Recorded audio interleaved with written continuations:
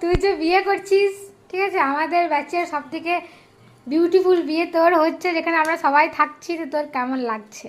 আমার জীবনটা মনে হচ্ছে কেরোসিনের খুব কেরোসিন আছে, দেশলাই কাঠির অভাব।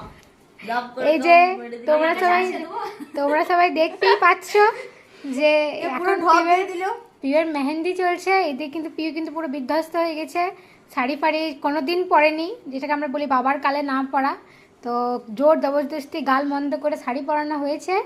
তো কিন্তু ওর মুখ চোখ অবস্থা দেখে নিশ্চয়ই বুঝতে পারছেন যে আমি একেবারে নিমজ্জিত। নিমজ্জিত একদম, মানে ও মানে করতে হয় বিয়েতে একটা মেহেন্দি না করলে, করতে হয় বাবা জমা জোর করে পড়াই বলে করে লিছি বিয়ে। হ্যাঁ বলছে বিয়ে করতে হয় বলে জোর জবরদস্তি করে তো করে লিছে। আর এখানে যে এই আমরা খানি বসে বসে ওকে হ্যালো হ্যালো হ্যালো সান্ত্বনা দিচ্ছি। মেহেন্দি আর্টিস্টকে বলো, মেহেন্দি আর্টিস্টকে দেখাও।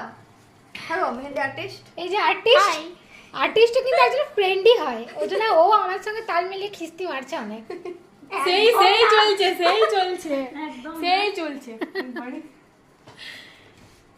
জানি না কার কেমন মনে হচ্ছে, কিন্তু আমরা প্রচুর এনজয় করছি পিউকে সকাল সন্ধ্যে না, সকাল থেকে প্রচুর খিস্তি মারছি।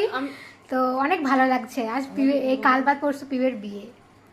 আমরা সবাই প্রস্তুত, আমরা সবাই প্রস্তুত যুদ্ধের জন্য।